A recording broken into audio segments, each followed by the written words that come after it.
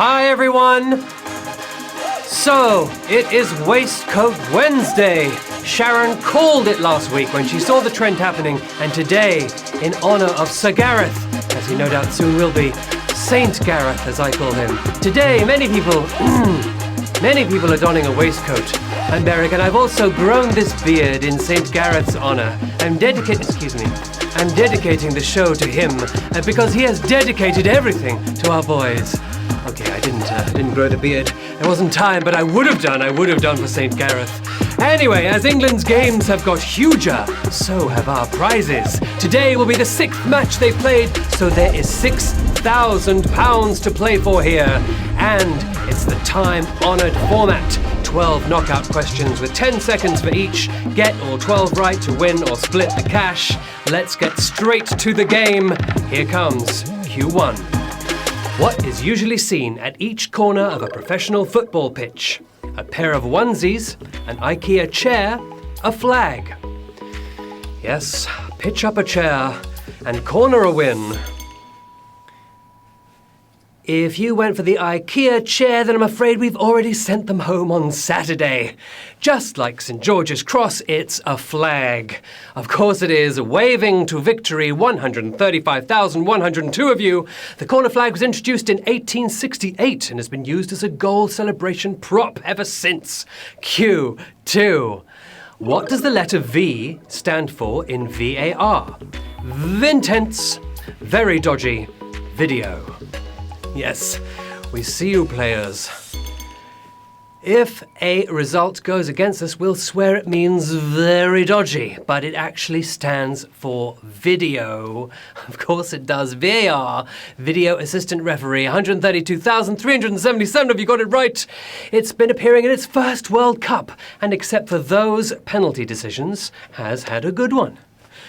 Well, some shout-outs. Hello to Chris Bell, to Andrew, who got to Q11 the other day and then won yesterday, to the lovely lot that are Julie, Joe, Alex and Tansy, to Luke, who's just passed his driving test, well done, to Sean in Torquay, to Tommy and the FIFA lads, and to Gemma and Stephen. Hello to all of you. Good luck as we go into Q3. Who tweeted from the Kensington Palace account to personally congratulate England on their Columbia win? Duchess of Cambridge, Prince Harry, Prince William. A right royal question. What's the answer? It's not exactly a telegram, but the boys will take it. Second in line for royal penalties, it's Prince William. Will, I am pleased with 68,524 of you. Ooh, but 50,000 of you thought it was Harry. That was a palacy fallacy. Sorry about that, guys. We've lost a few. Inspired by England's shootout victory, Will popped on Twitter to yell, "Football's coming home!" Just like the rest of us. All right, 68,000 left in the game. Let's go to Q4. Some UK versions of PlayStation's FIFA 2001 had which unusual feature? Shock pad for fouls, blow-up Beckham doll, scratch and sniff disc. Strange, but true. It introduced the hacking on purpose button, but which physical feature came with FIFA 2001? Giving you that pitch-side pong, it had a scratch and sniff disc. Yes, scratching your way to victory, 13,571. Oh my goodness, so early in the game. A savage question. Une question sauvage. At Q4, 41,000 of you thought it was a shock pad for fouls, but no, it was a scratch and sniff disc. It was an actual thing.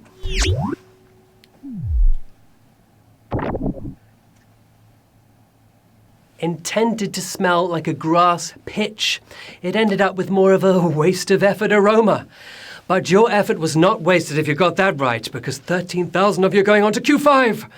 Whose is the first voice to be heard on the original Three Lions song from 1996? Frank Skinner, John Motson, Alan Hansen.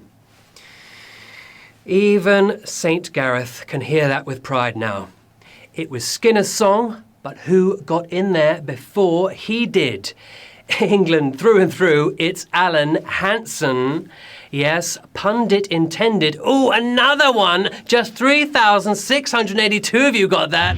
Savage question. Question sauvage. We're going to be sauvage to the French on Sunday. Just 3,682 got it right. I think it's bad news for the English game. It's coming, football's coming home. It's the sulky Scot who starts the song by saying, I think it's bad news for the English game. I bet he's loving it this year. Okay, Q6. Which of these players holds the record for most goals scored in a World Cup tournament match? Hristo Stoichkov, Miroslav Klose, Oleg Salenko. Hold those goals. 4 goals in a single match. Klose came very close here, but with one more to his name, it's Russian striker Oleg Salenko striking out for victory, just 1,071 of you. Are we calling that triple savage? I call it triple nasty. Oh my goodness, 1,071 got it right. Salenko did the quintuple against Cameroon in '94, the only match they won that year. All right, this is already shaping up to be a fantastic quiz. Let's go to Q7.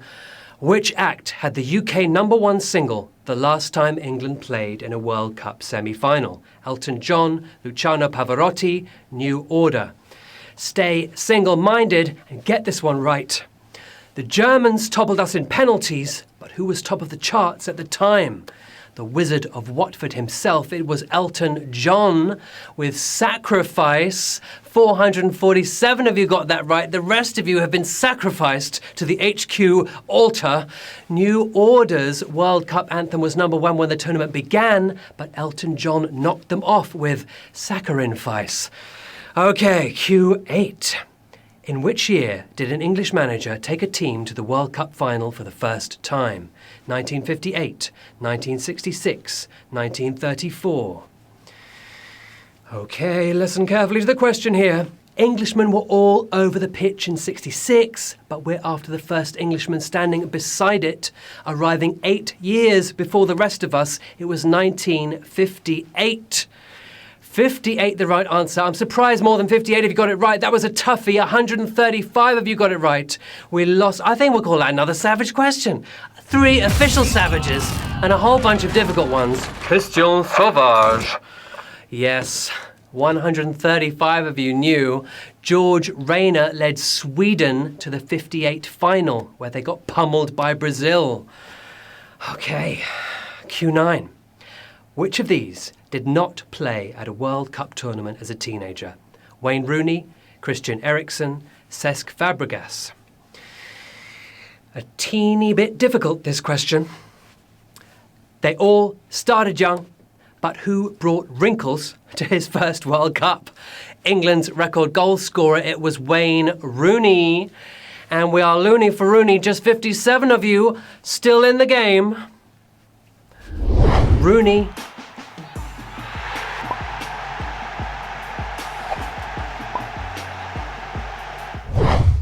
That right answer. He made his international debut at 17, but turned 20 before appearing at the 2006 World Cup. Okay, 3 to go. 57 in the game, £6,000 to play for. Q10. In Croatia's only other semi-final appearance, which of these clubs did not supply a player in the starting 11? West Ham, Everton, Derby County. Which didn't supply a player? Just like they're hopefully going to be about to, Croatia lost their semi in 1998. The club with 0 sad Croatians to welcome home, it was West Ham. The Hammers, and hammering to victory, just 12 of you. Oh, this is another savage question. Quadruple savage. Sauvage times 4. Oh my goodness. Slaven Bilic played and managed West Ham, but he was playing for Everton back in '98. Thought that might throw you. Okay, 5 players used extra lives to get back in. 12 of you in the game for the last 2 Qs. Which of these players was born before England's last World Cup semi-final appearance? Kieran Trippier, Daniel Welbeck, Jordan Henderson. Okay. We last reached a semi in 1990, but which of our current lads was even alive then. Born just 17 days before kickoff, it was Jordan Henderson, the best player in the world, and 9 of you competing for that title in this game. Now, here we go, here we go, here we go, because we are marching through to the final round. Wow, what a game this has turned out to be. 9 of you left. £6,000 on the table. Something like 150,000 people started. And it's all hanging on Q12. Which of these players did not win England senior caps in 3 separate decades? Jamie Carragher, Steven Gerrard, Emile Heskey. What's going to separate you from winning? A trio of Liverpool legends, but who had the shortest England career? Carragher only played 38 games for the Three Lions, but he stretched those over 3 decades. Cramming 114 England caps into 2 decades, it's Stevie G for the win. And we have 6 winners this evening, this afternoon I should say. I am bamboozled by your brilliance. Well done.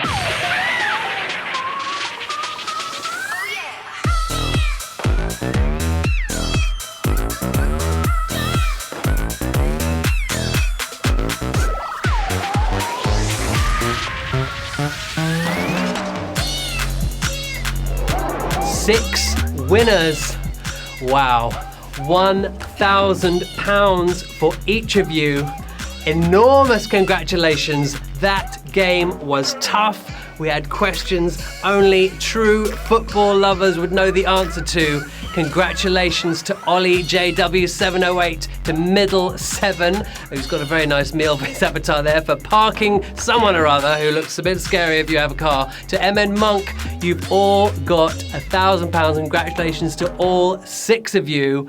Amazing work. That was a rush. It was almost as exciting as this evening's game is going to be. Okay, my beauties. I mean, we had to have a costume change, didn't we? You brought that game home. I'm Beric Livingstone. Tweet me up or find me on Insta. We are back tonight, by which time we should know all we need to know. Our next HQ will be around 9 p.m. Meanwhile, I will be living the match if my poor old nerves can stand it. Until then, from me, from our Russian wolf, Volk, the mascot which is going to bring us success tonight, to all of you, take care. See you on the other side. Good night.